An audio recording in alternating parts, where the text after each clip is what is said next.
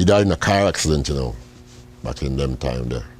Yeah, he was driving. There was only him one in the car. Yeah, so he died actually on the spot. And yeah, some youth who used to down here, man, and he used to come to Birmingham. Them time we were at early 20s, them time there. People were so frustrated them time there, man, that something had to happen. Sometimes you go to the cell and you say, I see blood pan the wall. That's probably take away all your money to if they can't find it. There used to be gangsters with a badge. Take One Media.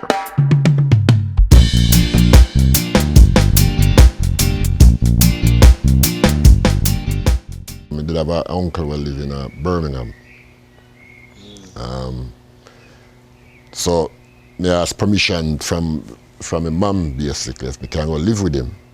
I want him with Stoke, the black community and kind of small. Not that I was going specifically for anything that I see, I mean, also the community in Birmingham was bigger than Manchester. I mean Stoke.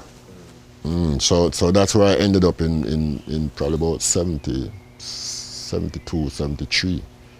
Went to Birmingham. Lived with my uncle for a good while. And then basically again start moving around with a set of guys who had a sound system. So in 1973, sound system called Shorty Downbeat. There was probably a good 24 away as boys. I used to be up there, whole away. You remember the age group? Yeah, man, from them time I was 17, 18, anything from 17 to 21, 22. Them kind of age, and he was young them time still. All Jamaicans? Yeah, man, all Jamaicans. All Jamaicans. No, sorry, you have one Kitishan youth there. One of them was Kitishan. And part of the group too was part of the crew, because we used to move with Steel Pulse. Then we used to dip on this street and Steel Pulse is dip on the next street too. So we used to kind of do a lot of things together. We used to go down there in them basement, go watch them when they might do them rehearsals, when them first start playing music, when them first formed the band. And we were kind of part of for them little circle. So when the band used to play out and stuff like that, then the sound where we used to have used to follow them. We even used to go as far as Bristol, one place called the Bamboo Club in Bristol. And we should go down there with Steel Pulse, And we did quite a lot of other things in Birmingham, at local community centers. Because them time the Steel Pulse never big, But we used to there with them, man. And the corner them go with there. I'll go back a little bit to Stoke, Just before me leave Stoke, them time there, Motown was a big thing going on. So a whole of the artists them used to come to Stoke. There was one place down there called the Torch. Very similar to a place down in Manchester then called the Twisted Wheel. And all the Motown artists them used to come there.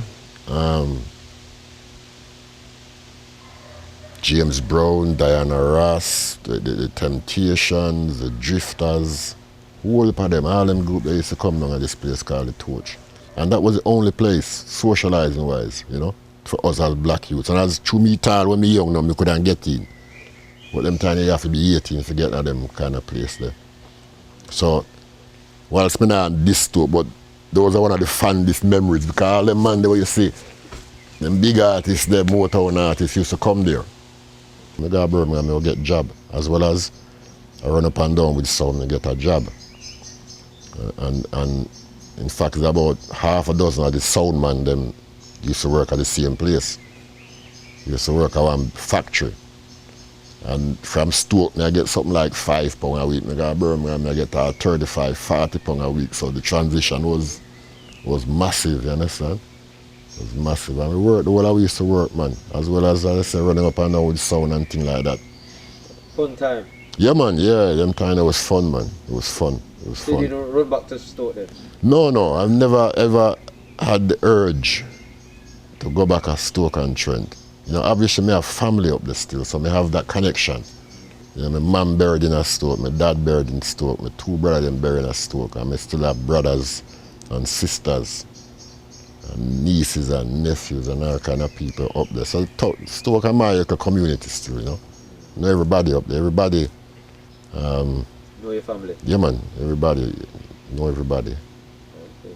So where were your big brother? Where you came over with? He died in 71 or some them time, 72. He died. So It's a young man?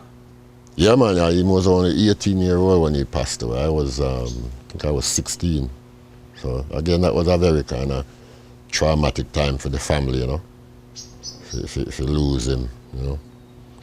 So 'cause again, I say he was bigger than me, and he was one of them infectious youth there, you know. Right. So infectious. It's hard to talk about. No, not really, you know, because it's been so many years now, you know. Well, The most we can do is kind of just remember in my memories, you understand, and make sure people know about him, you understand? You know, so yes, you had an uncle or you had a, you know. If you don't mind, how did he die? He died in a car accident, you know, back in them time there. Car accident. And them time, you know, make car good, you know. These days you can go crash and probably not the same car and you live. But them time you never make car as tough as or as safe as how them make car now. But the car, what he was driving, like it wasn't, when it impacted on another vehicle, it's like the car never good, you know. Was he driving? Yeah, he was driving. There was only him one in the car. There was only him one in the car. How old were you at the time? Me, I was 16, he was 18. He was 18-year-old. Do you remember getting that news? Yeah, man, and me get the news, you know, because me did open my door for the police.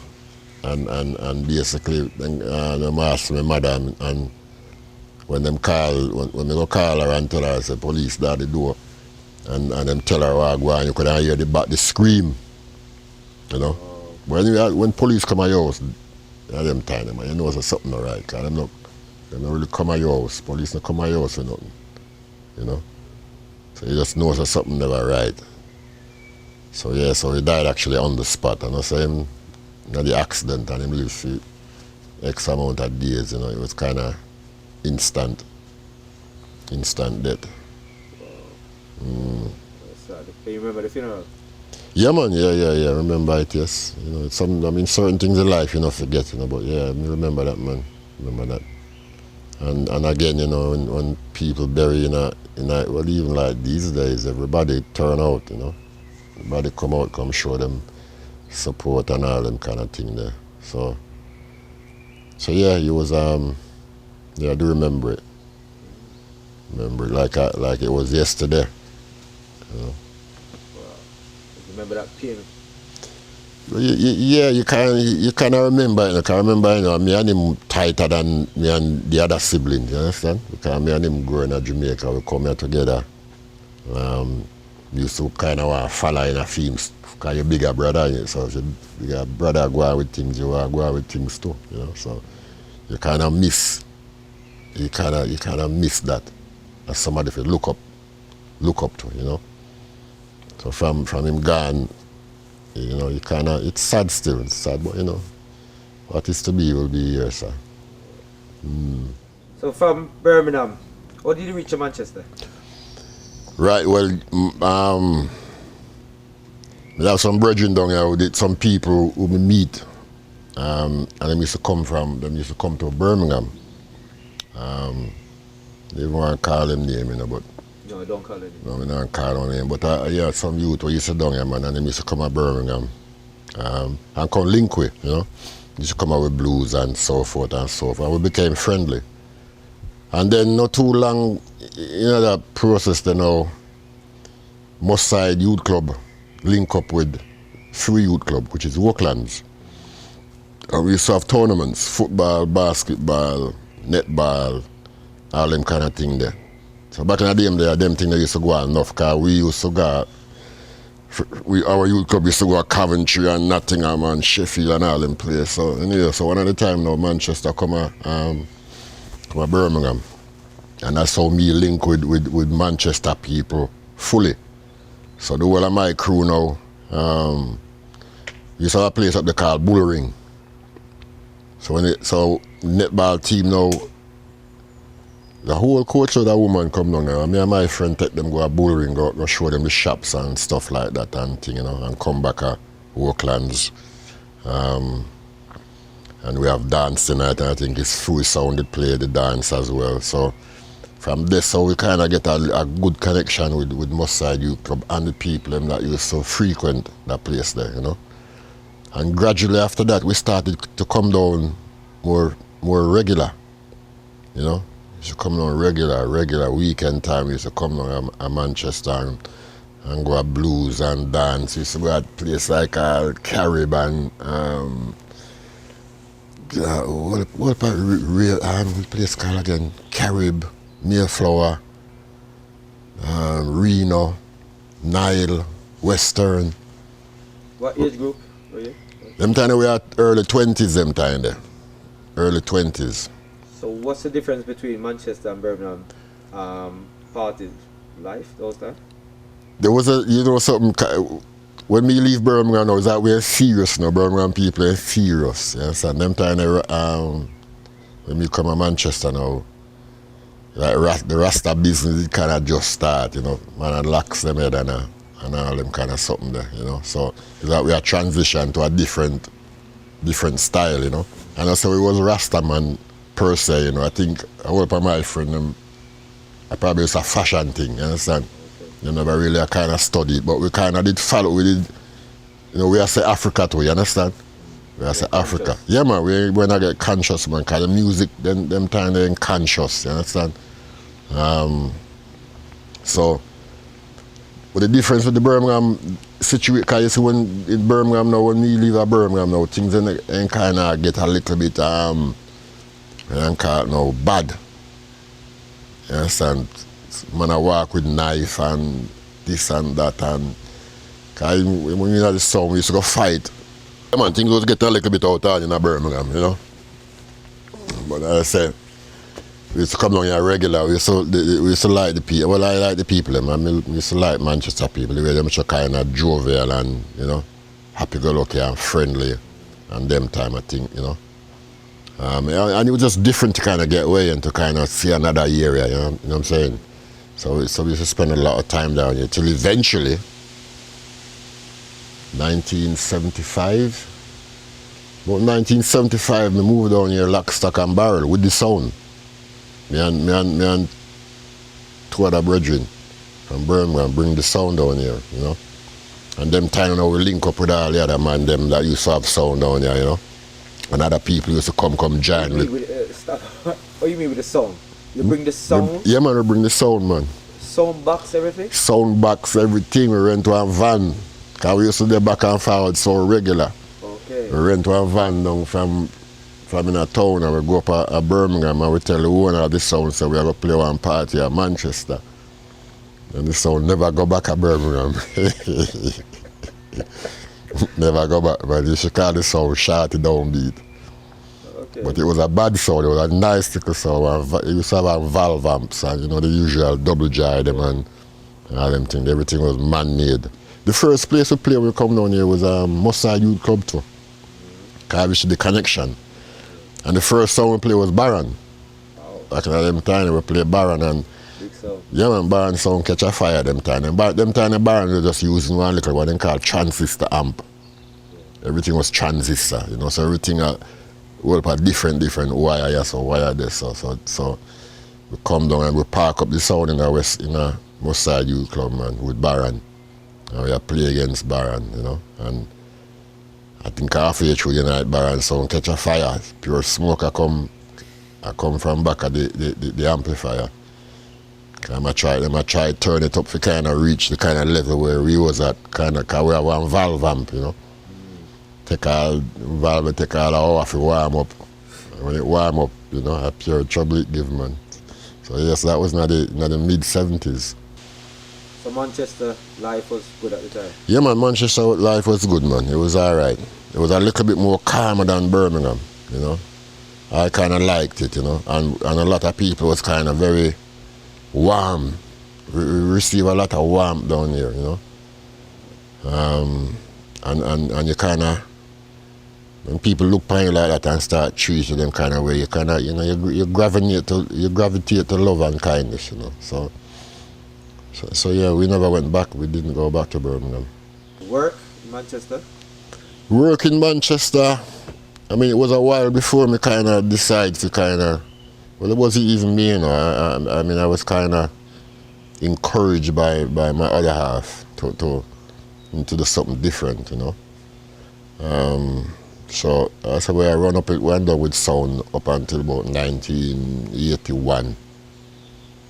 And then after the riots, there was What riot is that?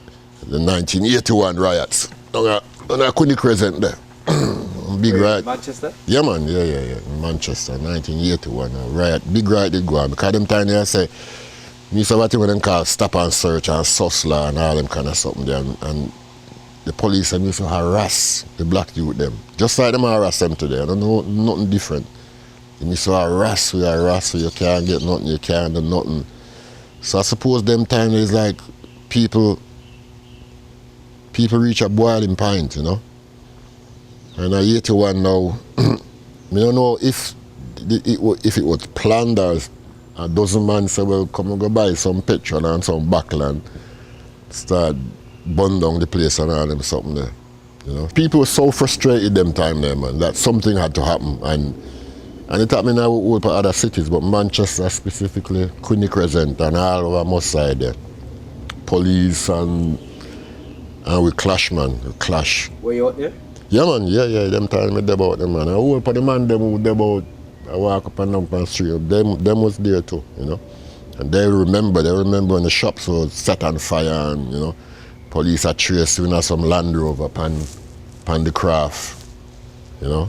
Lots of police? Yeah, man, enough police. As much police as them couldn't get them hands span, you know.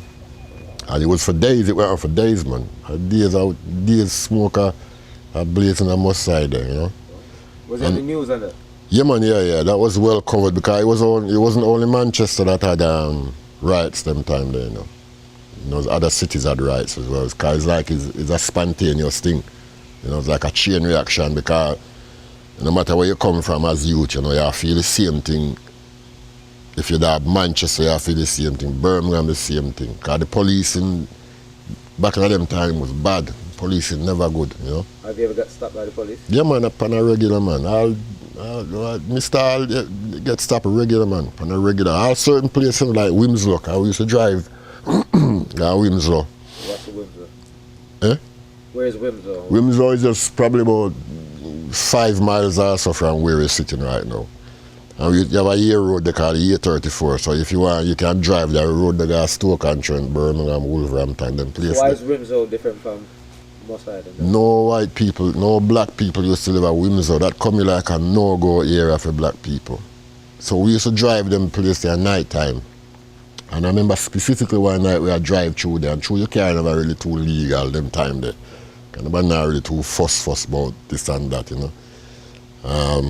And we have to run left the car in Wimslow and walk, follow train line, come back down in the city.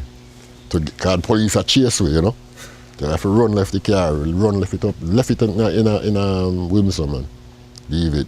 Police in them time was really bad, so the riots never surprised me at all, you know. Them used to harass you. Them used to come on your blues and take away your drinks and all them kind of something and put it in them truck and gone, you know. Them used to go on away, man. Some of them used to come and Shubin regular. Some of the detectives them used to come in a Shubin, like the gambling house them and them thing, they come harass the proprietors, you know. Wow. And likewise, we used to keep blues. They used to come in there and harass the people them. Take away all the drinks, probably take away all the money too if they can't find it. You think the police was gonna take that? Take what? The drink them, the money? No, like money, like pocket their own money. Yeah, man, them time anything them can get them hands span, they're taking, man. They're taking. And not bringing it back to the station, you say? No. Mm-mm. These are English police. These are English police, man. Them policemen probably take the same drink and go sell it to somebody else, you understand? Somebody called. Enough of them man are so frequent Shubin and them know the proprietor of the Shubin them, you understand? So a whole political undercover business used to go on, man. A whole political bad police used to go on. Them coming out, them was some little gangster. I saw the police them stay back in them late 70s, early 80s, you know.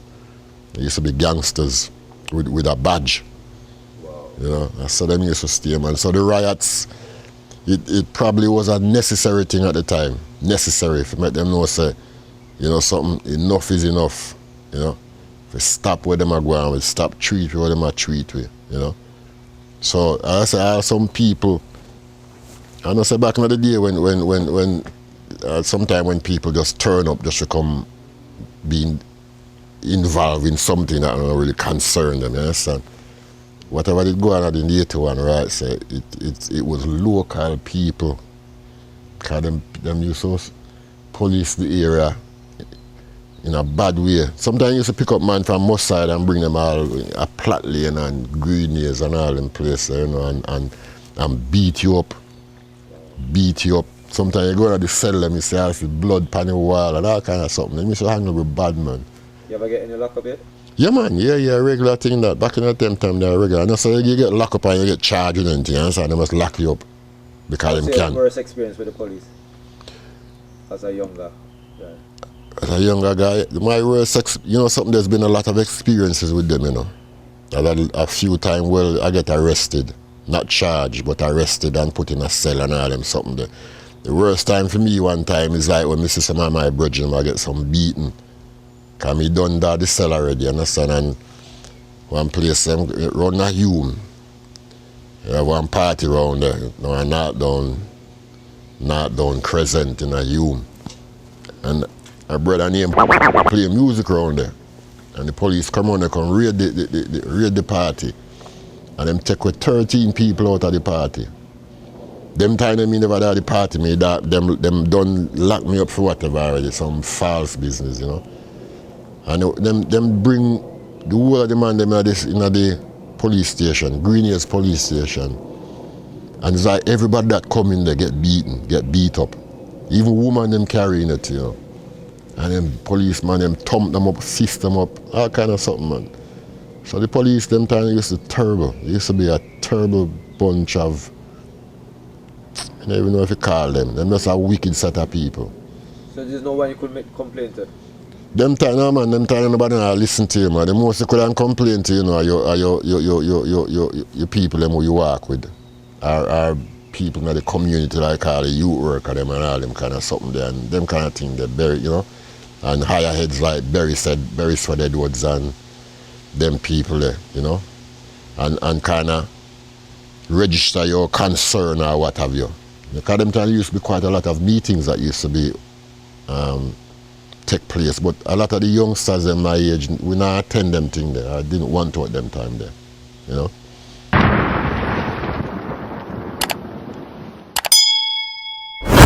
Did you go back to study or anything like that? Well, in 1983, I was encouraged by the better half to go and do something. So I did go and do something at that time. I enrolled to go on a course. At them time they called the Access course. I know the reason why these things were set up now is through the riots, you know. It's through the riots why people like me and other people in the community get to kind of go do some studying and to go to university or polytechnic. You know, it's through the riots because basically them give we a title them time that the youth workers as agents of social control. So them would really want we know to control the younger one them that follow we. You understand? So back in that time they used to have people like Rudolph Smith, you have Hartley Hanley, you have Billy Hughes, you have Peter Manley, you have Tony Atta, and we probably forget a few of them because there was quite a few youth workers, you know, and they were the first generation of professional agents of social controls, AA youth workers, you know, Moss Side, Proctors, Burley, used to have youth club alongside, youth club at Old Trafford, you know, and the young people them used to frequent it at them time there, you know. So I say my experience now is through the rights. I think they kind of opened the door for people like me to go and join, to become of that group of people that I just mentioned. So I went and studied for 3 years. Where? One in a Hume, one place called upon Jackson Crescent in Hume, and I did a 1 year preparatory course. Just to kind of learn about the basics, you understand? Because I leave school from 16, 17, so it's like you have to get your headspace kind of retune in order to go face a different kind of part in life, So the access course kind of allowed me to do that, So I go there, go refresh my head for the 1 year, and then after that I go to the Polytechnic. In Didsbury, at the time it was Didsbury. I mean, everything is university now. So I go up there, I'm trained for 2 years, and then come out and basically the rest is history, Came out and social work for nearly 30 years. Are you a social worker? Yeah. For the last 30 years, retired about. Well, yeah, I start from 86. 86, I start the journey in kind of the profession that I'm in. So I've kind of did various things within Social work. within social work thing. Yeah, Elderly or young? No, man, young people, man, under 18s. Under 18, so I'm working at the residential settings. I'm working at the juvenile justice settings. I used to go to courthouse and all them, something they go represent young people and find things for them to do and all them kind of something. So I was the face of the social services them time there. What age were you? By them time, I think I was about 29, Because I start late. I was a mature student, as them call it. And most students are young people, I was 17, 18. So them time, I think I was about 29, if I can remember rightly. Yeah. Yeah, man, 29. So did you have a family at the time? Well, I was developing a family. Me have children, We have, I think we have about 5 children them time. Okay. So I think it was kind of important to take that journey there, And I think it was basically down to the riots, whilst Open certain doors. yeah, man, it opened door because when I went to university, that is the most time them ever see so much black individuals on one course, the history of that university there, And we kind of, truly was kind of like recharge your energy and your mind and all them something there. I mean, we even went as far as making sure so them bring a black somebody in the university to come teach we certain things, you understand? Like a black So history, like. black, yeah man, some black professionals. And we boycott all certain lessons and all them things there. So when I go out with some things up in the Polytechnic there, it was going on with things. So to me that was a good experience, very good experience that. And I say a whole lot of people benefit from what happened in 1981. And a lot of people probably won't realize, but me personally benefit from certain things that the token gestures that the government or the education system bestowed upon people like myself, to give me a chance to go through, to show them, say, I can do something, So yeah, so from them age, from 86, kind of work with young people and social workers, police, everybody. I work with everybody, All kind of contact me with all kind of people through the work I do, Could you see racism while you was working with people like that? Yeah, yes man. Yeah, every time, man. Them good at covering it, you see. That's the thing with them, because them train and learn how to cover them racism ways, you understand? So rather than it be covert at them time, now it's become overt, you understand? Them good at hiding it, Because if them slip and you go and you say, hey, them start fretting, I mean, because them know so there's channels now that you can go to report certain behavior, you know. But racism, I think that will never go anywhere, man. That not go nowhere. Nowhere at all. That's staying as long as we live. That stay. What is Naya Center? Naya Center is a building in a Hume there. In a Hume, right by next to the near the garage, it's up on Chichester Road, which is an art center. Which is something that I was involved with, along with Mrs. Eloise Edwards and other prominent members in the community. And we had a cultural center that we ran for 5 years. You never did work with them something when that home? Yeah. Oh, okay. Tell the people that. Oh, okay, yeah, man. Well, I was poached from my job actually in 1991 to go be part of this this center. Anyway, I kind of give in and go work there. And the time when the place opened was the time when all the badness are going on our side. The shooting, the this, the that, the gang warfare business. And despite giving it a whole heap of thoughts and so, you know, something I don't think is a thing when we really want to get involved with, because me know my own people, them, you understand? But anyway, me jump on it and me go do it, you know? And them 5 years of my working career was probably one of the most stressful of my life, but it was probably one of the most enjoyable times I ever have in my life, you know. I used to have a whole heap of different artists that used to come. We used to have music, we used to have theatre, we used to have just all kind of things, you know. So name some of the artists then. the last artist I brought over there was Gregory Isaac and Dennis Brown. They was the last Jamaican big artist that I bring to Naya Center. Ziggy Marley, Woodrow Banton, Barry Salmon, Burning Spear, Third World, Mighty Diamonds, Shinehead. You can go on and go on and go on, you know, because a whole heap, and Oliver Samuels is a man that used to come regular over the Christmas period and the pantomime and stuff like that.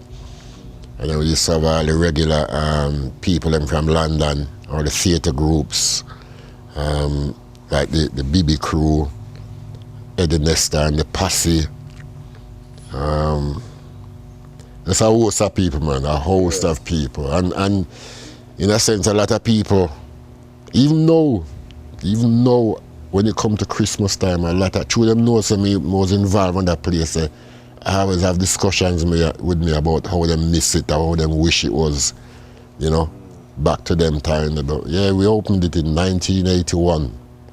It cost something like 1.5 million to refurbish the building, because the building used to belong to the BBC. When that money is talking? No? No, when we refurbished it in 1991, I said it cost 1.5 million. That's big money those times. Them time it was big money, but what you see is a listed building, you see. Yeah. You know, and it's owned by the council, but we'd have to preserve everything. All the seats them have to be preserved, everything, you know, and everything had to be redone, rewired, this staging, lighting, catering, bars. We have 3 bars in there, you know, and a big. What was it before? It used to belong to the BBC. It was a theatre. They used to people like Charlie Chaplin and all them people used to do them recording there. Well, the BBC used to do a whole parade there, you know. Because even when I was over there, you know, the BBC used to come in there and we used to work with them too. They used to do recording around there. Granada used to come in there and do recordings also. A brother called Tony Wilson, who used to own the Hacienda, and then move into the television world. He used to come in there and do film. He used to have a program, I think, a Frontline they call it, you know. Yeah, he used to air on a Friday night, like a discussion show, like Question Time. Yeah. So he used to come in there, come do filming, you know. But yeah, that was probably the most enjoyable 5 years of my life, but the most stressful, you know. That's got to face stress. Oh, why did the lockdown? You know something, what them used to do, you know, them give you a car. It was funded by the the Arts Council. Yeah. So basically them was responsible for things like wages and all and kind of something there. And then you should also donate money for the running of the place and getting the various artists to come in there. But you see what them used to do, them used to drip feed you the money. You know, so anytime they want to pinch it and say you're not get no more, that's how them used to have you understand? Oh, anytime them ready now, them open it up and a little more dripping. So it's like they want to dictate to you, you know? How to run the place and what to bring and stuff like that. Because most of the artists that we used to bring over there, it's not something that the Arts Council would prescribe to, you understand? Yeah. They want to bring them kind of some different things, man. We know say free people now come support that, you understand? So it's like free input now, them never really want to fund it. So a lot of the things we literally have to fund ourselves, you know, in order to kind of keep the place running, you know. But yeah, I was responsible for I used to kind of manage the house, you know, make sure it's secure and this and that. I remember, you know, we opened a pure gangster go on when we open, you know. Yeah, man, pure gangsterism and bad man don't pay and all them kind of sitting there, them foolishness there, you know. Used to go on. But we managed to kind of keep it tight for the years I was around there, anyway, because the year after me leave, it closed down.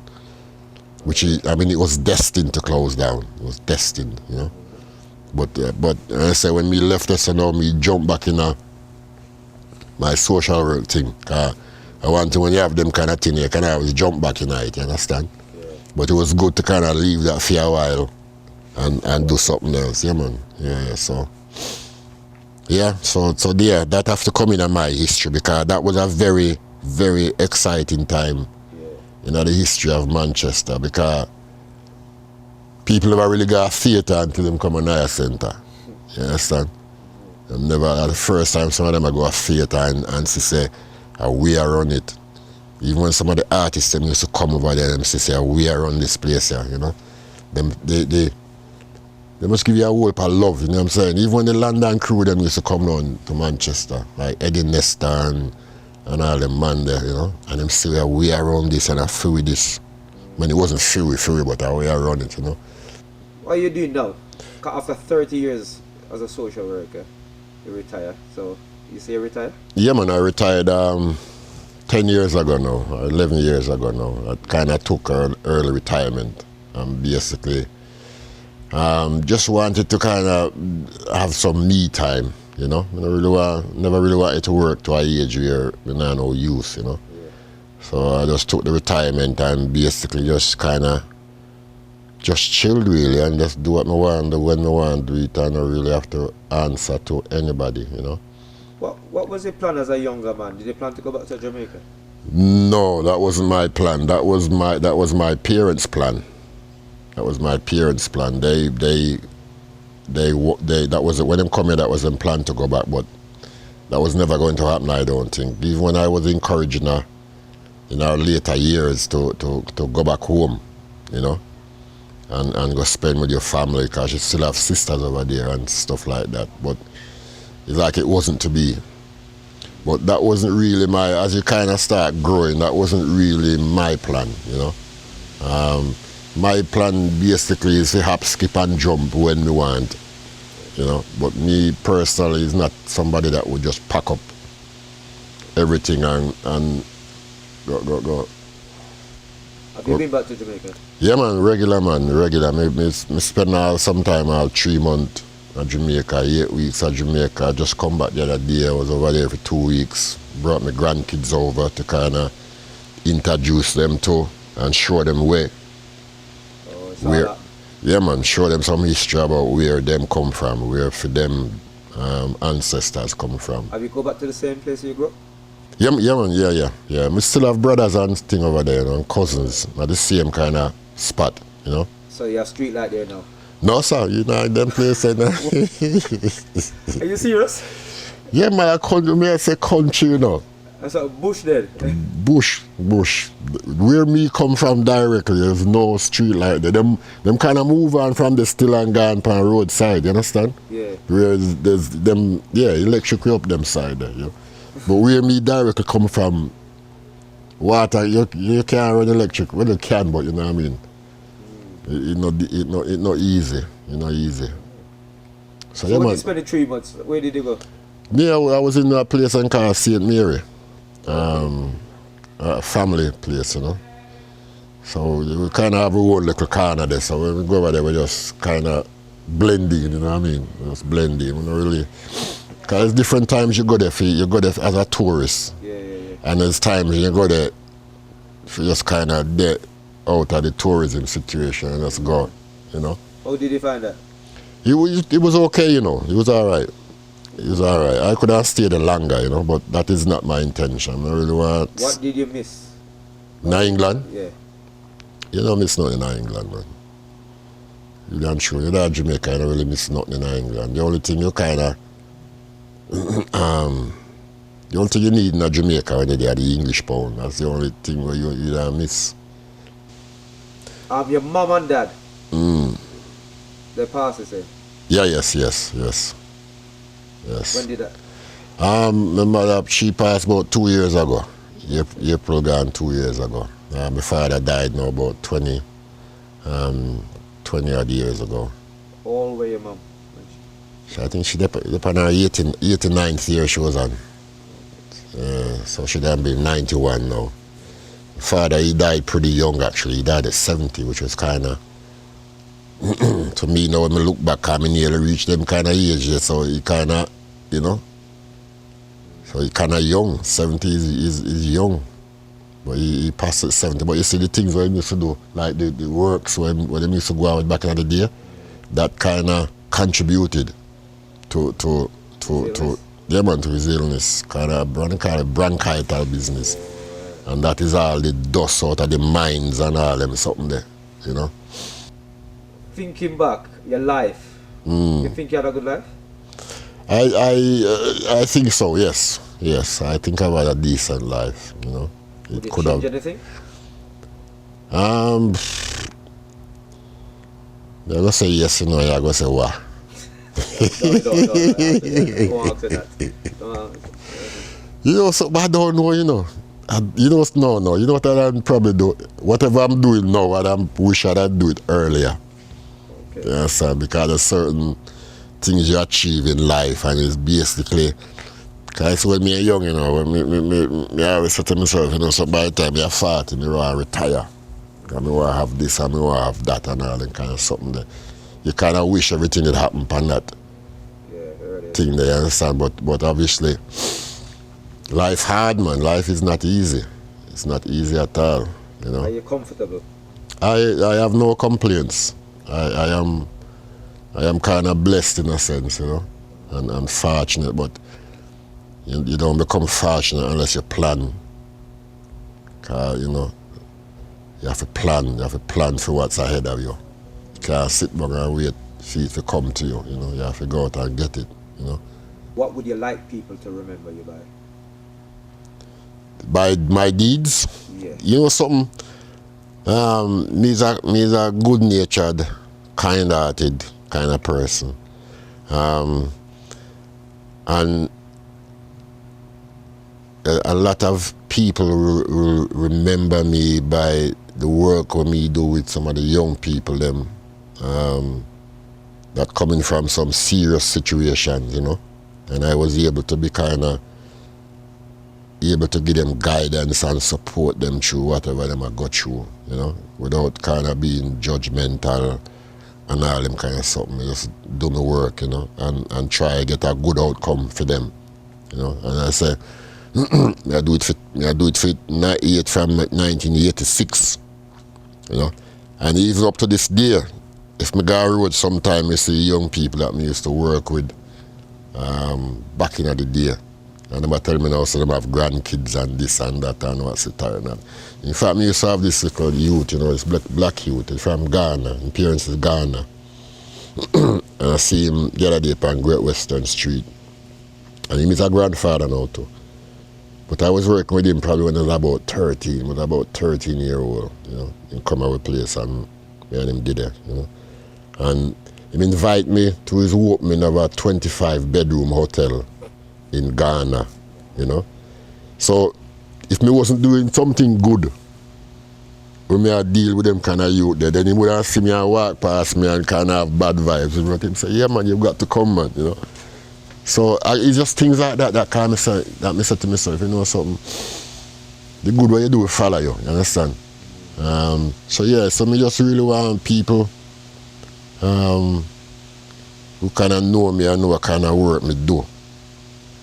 To kind of recognize, you know, me, youth that me did there for back in them time, you know. Yeah, and I mean, was a good worker. Me know that the people them used to tell me that. I know them tell me that I know. So you know, you was alright back in the day, you know, Winston. I should have listened to you. I should have done this and should have done that, you know. So just want to remember them something. If any little thing me do for somebody and it kind of work out good for them, you know. Because life wasn't easy and it wasn't easy for them. I remember when I lived with my cousin was just horrible to me. I was walking down the hill and my aunt looked up and saw me and burst into tears. Never felt cold like that in my life. Picnic, I drink coffee, and if I drink chocolate. But Diana, are you not living at home anymore? And I thought, oh my gosh, how did she find out? And I lost my temper with him. I just said to him, what on earth are you doing? My mom was last of 14. All my aunts have gone, all my uncles have gone. Take a permanent vacation. Really? There you go. And I'm thinking, this man looks a bit drunk, and I was just way ahead of him. I don't think we had that kind of a freedom. I was very sad because I was very close to my sister Christine. It wasn't pleasant. Didn't want to go. I turned a teenager on the plane. Wow. That's all I'm going to say. How can I put it? Disappointed. The thing is, I didn't know I was pregnant. Traveling in the cockpit of one of those tiny planes from Antigua to St. Lucia. Are you recording? Yeah, recording now. Some people even saying about Cut it.